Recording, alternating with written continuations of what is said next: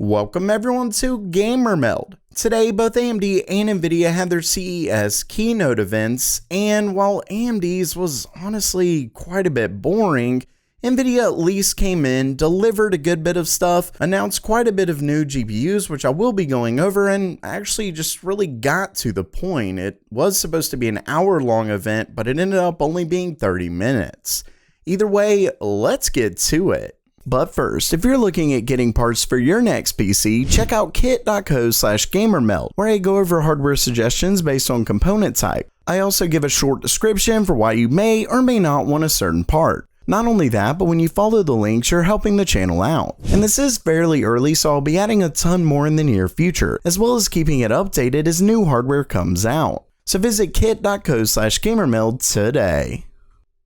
Starting things off, Nvidia announced a few new key technologies that they've been working on. Well, they really started out by discussing RTX, the games that use it, and things like that, kind of patting themselves on the back. And then they discussed Dynamic Boost 2.0, which is what this is right here, which is basically being able to determine the power much better between GPU, CPU, and being able to individually send power to each one, determining how much it is, throttle, things like that. But the big one that they touched on is resizable bar support. And for those who don't know, that's essentially AMD's smart access memory. We had heard about a little while back, Nvidia came out and said, hey, all that is resizable bar, we can do that. Well, Nvidia announced that it is going to be coming, and they did a pretty good job of showing it off of what it is. It's basically where you're able to access, the CPU is able to access all of the GPU's memory all at once, rather than little bits of it incremental here and there. That is obviously great news, as we do know that GPUs do get at least some performance in most games when turning that on.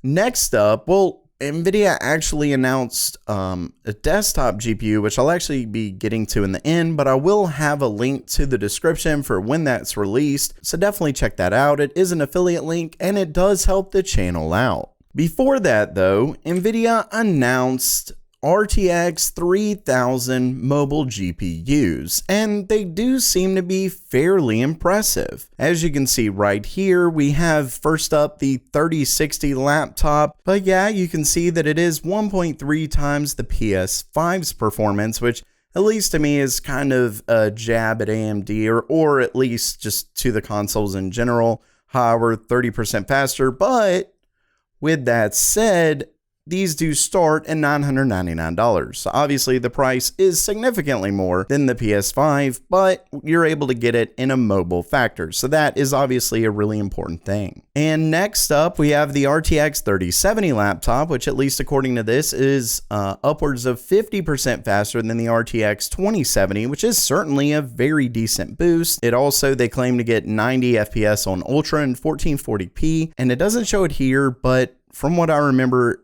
these start at $1299, and I know for a fact that these start at $999, even though it doesn't show it here, which it did show it in the slide, but the screenshot that I got does not, regardless.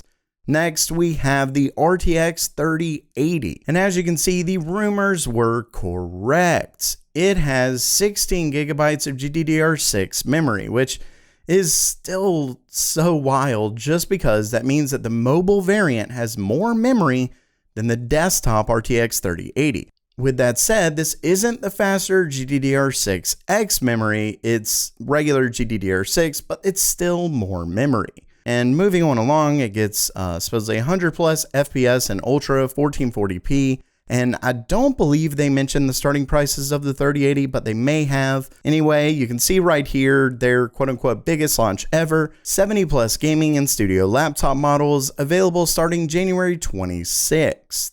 So not too far off, and you can see starting at $999, but don't forget that that is specifically for the RTX 3060. The 3070 starts more than that.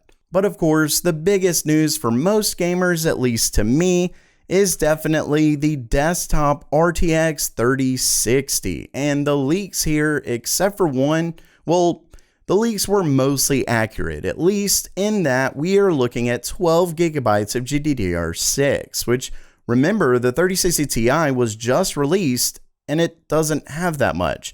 So we have a 3060 with more memory than the 3060 Ti, which kind of brings me to the recent rumor that we had that they called it the 3060 Ultra.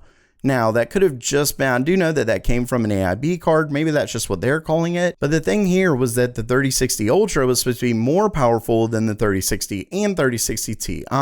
But clearly, they aren't calling it that, so that is not the case. At least to me, what probably happened was they saw AMD's cards, have heard about the potential of them having 12 gigabytes in the 6700 and 6700 XT, kind of panicked a bit, but it was too late to change it in the 3060 Ti, so they went ahead and made it 12 gigabytes in the 3060. Though at the end of the day, when you, especially like if you have a side-by-side, spec sheet, it really does look odd that the more powerful card has less memory, but here's where we are. The leaks were correct on that. Except one other thing that they were wrong about, or at least, well, I don't want to say wrong, but at least hasn't been announced yet, is that supposedly they were supposed to be a 12 gigabyte model and then a model that had less memory. As you can see here, we are not seeing that. That easily could be released a little bit later. But as of now, the 12 gigabyte model is what we have, and it starts at $329. And as far as availability, that's going to be late February. And speaking of availability, that's one thing neither Nvidia nor AMD mentioned. None of them said anything about availability and stock of their current cards. I mean, it really, I feel like it would have gone a long way, even if they could have given kind of like a rudimentary, well, kind of a big gap, maybe 2 or 3 months. Hey, we are definitely going to be back in stock, going to be caught up to demand probably around March to April or something like that. But no, we got nothing. Either way, these are going to be available late February. So hopefully we'll get a good date for that. If you are interested in it, definitely make sure to subscribe. I'll try and keep everyone updated on when the official final release date is, so you can be there the second they become available, or you likely won't be able to buy it. But anyway, we are not done. They did go over performance of the 3060, and I have to admit that I'm a bit disappointed. As you can see here, this is mostly ray tracing, although not all. This right here does not have ray tracing on, which is kind of something that I want to focus on. Although really quickly, you can see that they're comparing it to the 2060. So this is not something where they're saying, oh, it can beat the 2080, it can beat the 2070. No. They are comparing it to last gen's 2060. And as you can see, this right here is the best, probably about a 30-35% improvement right there. Not much. I mean, at least not as much as we've been seeing with these other cards, especially when we move over here. There was something that the presenter mentioned that kind of took me off guard. They mentioned it having double the rasterization as the 1060. So they really just compared the normal rasterization to the 1060, which maybe they're saying, hey, this has the new ray tracing cores, the new tensor cores, and that's the big thing here. But as far as normal performance, you can see right here, no ray tracing or anything. And we're looking at about 12 or so FPS here and barely anything in Total War 3 Kingdoms. And you can almost just about guarantee that these are the best games that they could find. Maybe not. Maybe they're more just because they're really popular. But regardless, there's really not a huge boost. And I have to admit that I'm at least a bit disappointed.